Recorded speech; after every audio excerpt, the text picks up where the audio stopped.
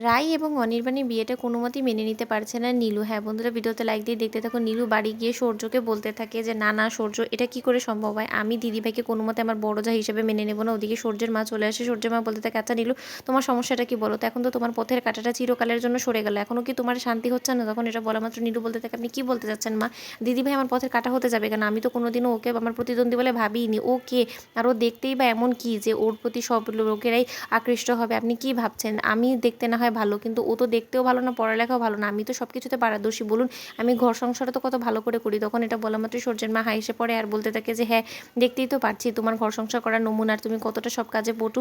তোমাকে দিয়ে কোনো কিছুই হবে না। তুমি শুধু নিজের বড়াই করা ছাড়া এছাড়া আর কোনো কিছুই পারো না। রাইকে দেখেছো দিনের পর দিন যে মেয়েটা এত অপমান্য অপবাদ সহ্য করেছে, কিন্তু তারপরও আজকে ও ঠাঁই দাঁড়িয়ে আছে। আজকে ও যখন ওর জীবনটাকে নিয়ে নতুন করে ভাবার চেষ্টা করেছে, নতুন জীবন শুরু করেছে, সেটাও তুমি মেনে নিতে পারছো না। তাহলে তুমি বুঝতে পারছো যে যে তোমার মনটা কতটা ছোট, তুমি কতটা নিচু মনের মানুষ, এটাও তুমি বুঝতে পারছো না? নীলু, তোমার মতন মেয়ে আমি আর দুটো দেখিনি। তখন এটা বলা মাত্র সূর্যের বৌমনি চলে আসে আর এসে বলতে থাকে মা, আপনি ওর মতন মেয়ে খুব কমই দেখতে পাবেন, কারণ ওর মতন নোংরা দুশ্চরিত্র মেয়ে আর কটা হয়? তখন এটা বলা মাত্র সূর্য চটে গিয়ে ওর বৌমনিকে বলতে থাকে বৌমনি মুখ সামলে কথা বলবে, আমি একদম বরদাস্ত করবো না নীলুর দিকে কেউ আঙুল তুলে এরকম করে কথা বললে। তখন সূর্যের বৌমনি বলতে থাকে কেন, কি ভুল বলেছি? তোমার বউ না এত ভালো মনের মানুষ, তুমি সবসময় বলো, তাহলে আজকে ও ওর নিজের বোনের সুখটাকে কেন মেনে নিতে পারছে না? ও এত কেন রাগ করছে বলো তো? আজকে রাই হয়তো বা ও এত দিন ধরে ভেবে এসেছে যে রাই হয়তো বা তোমার উপরে নজর দিয়ে বসে আছে, কিন্তু এখন যখন রাই নিজের জীবনে নতুন করে সেটেল হয়ে গিয়েছে, ওর জীবন থেকে তো ও চিরজীবনের মতন তোমাকে বার করে দিয়েছে, তারপরে ওর কেন এরকম খারাপ লাগছে? নীলুর বলো তো, তোমার বউ কোন জিনিসটা হজম করতে পারছে না? এটা কষ্ট হচ্ছে যে ওর বড় যা হয়ে আসছে রাই, নাকি এটা হজম করতে কষ্ট হচ্ছে যে ওর এত বড় বাড়িতে বিয়ে হয়েছে?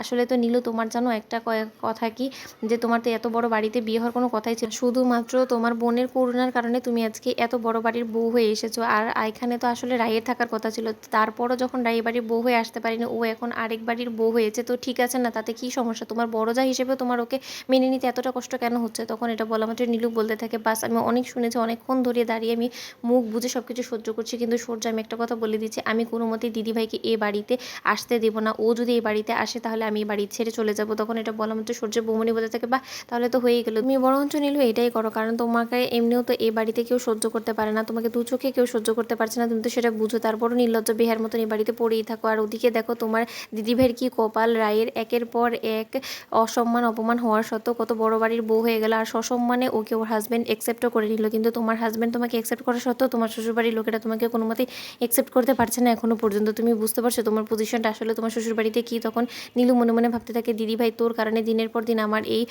অসম্মান হতে হচ্ছে, শুধুমাত্র তোর কারণে তোকে আমি ছেড়ে দেবো না। তোমাদের ভিডিওটি ভালো লেগে থাকলে লাইক কমেন্ট শেয়ার করে সাবস্ক্রাইব করতে ভুলো না।